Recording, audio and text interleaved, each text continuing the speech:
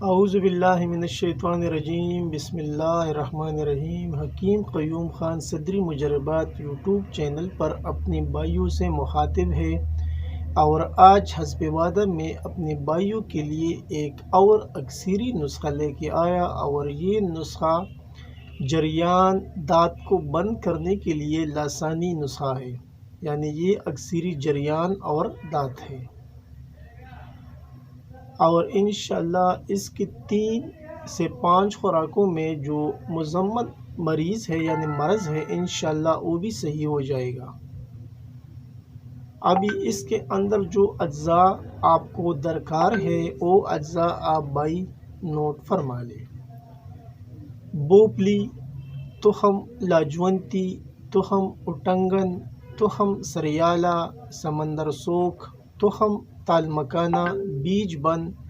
کشت قلی در بنگ، ہر ایک 50-50 گرام۔ اجوائن خراسانی 20 گرام، مصری 20 گرام۔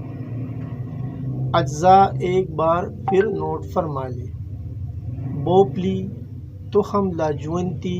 تخم اٹنگن، تخم سریالہ، سمندر سوکھ، تخم تال مکانہ، بیج بند، کشت قلی در بنگ، یہ آپ کو لینا ہے 50-50 گرام۔ اجوائن خراسانی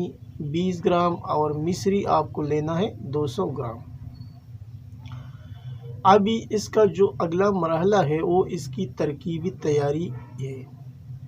پہلے آپ تمام اجزاء کو الگ الگ صاف کرنا ہے، اور جب آپ اس کو الگ الگ صاف کرو گے تب اس کا صفوف بنانا ہے، یعنی پھر اس کا وزن کرنا ہے، اور اس کے اندر جو میل کچیل ہوتا ہے وہ آپ کو نکالنا ہے، اور پھر اس کا دوبارہ وزن کر کے 50-50 گرام پورا کرنا ہے۔ کیونکہ اگر آپ اجزاء 50 گرام لے گا تو اس میں 3 سے 4 گرام ویسی بھی کچرا ہوتا ہے، وہ پھینکنا پڑتا ہے۔ تو جو بھی نسخہ آپ لیتا ہے وہ تھوڑا کوانٹٹی میں لے لو، یعنی 50 گرام کی بجائے 55 گرام لے لو،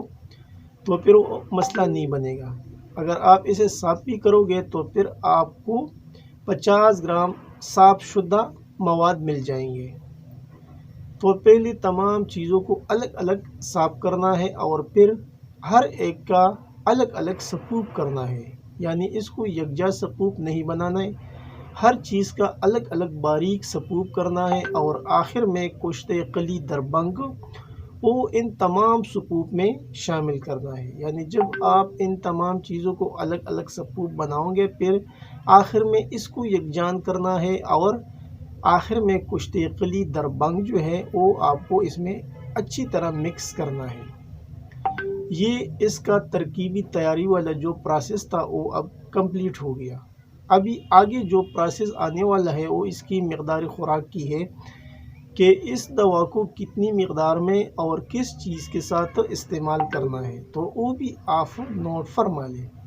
یعنی 3 گرام سے لے کے 5 گرام تک صبح اور شام کھانا کھانے کے بعد، یعنی بعد از غذا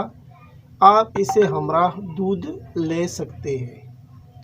یعنی اس کی جو مقدار خوراک ہے وہ 3 گرام سے 5 گرام تک ہے، اور وہ بھی کھانا کھانے کے بعد دودھ کے ساتھ آپ کو یہ دوائی استعمال کرنا ہے۔ اور اس میں ایک پوائنٹ کی بات یہ بھی ہے کہ اگر کوئی پیشنٹ شوگر کا مریض ہے تو پھر اس میں آپ مصری نہ ملائیں، یعنی مصری کے بغیر یہ نسخہ بنائیں، تو انشاءاللہ جو شوگر والے پیشنٹ ہے اور اس کو اگر یہ جریان اور دانت وغیرہ کا مسئلہ ہے تو وہ بھی انشاءاللہ اس سے کور ہو جائے گا۔ ابھی اس نسخے کے فوائد تو اس کے نام سے ظاہر ہے، لیکن پھر بھی یہ نسخہ بہت کام کرنے والا نسخہ ہے، مجرب ہے اور تصدیق ہے۔ اور جو حکمہ حضرات ہے وہ تو اس کے اجزاء کو دیکھ کر اس کو معلوم پڑ سکتا ہے کہ یہ نسخہ کتنا کام کر سکتا ہے، وہ اس کے اجزاء خود بولتے ہیں۔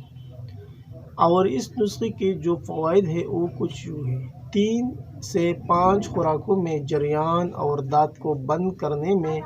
لسانی نسخہ ہے، کرمی تولید میں اضافہ کرتا ہے، وقت منی میں مجرب، یعنی رقت منی جو ہے، اگر کسی کا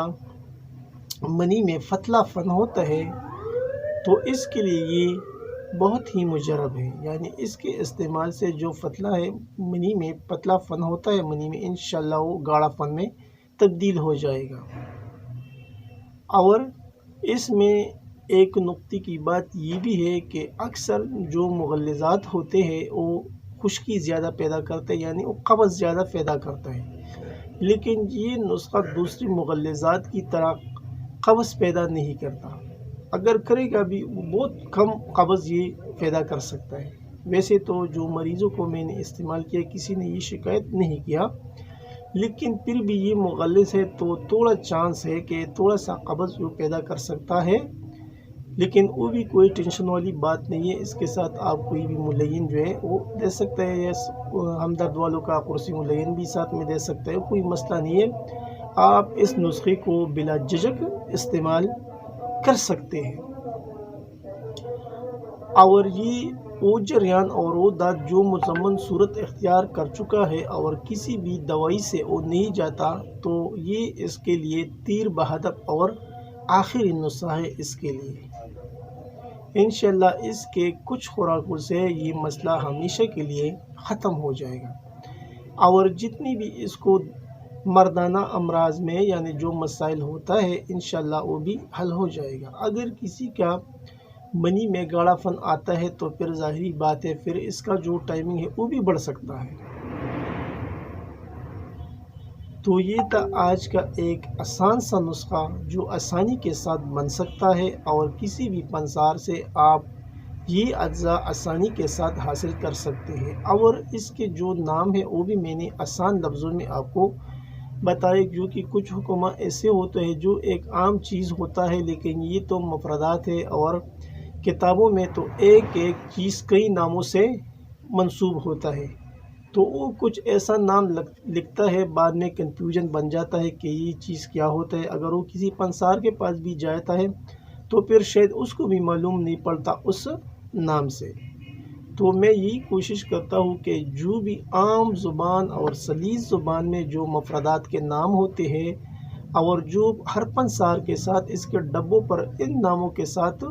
وہ آپ کو مل جاتے ہیں، یعنی جو پنسار کے پاس آپ لوگ جاتے ہیں تو اس نے ہر ڈبے پر یہی نام لکھے ہیں جو آسان نام ہے،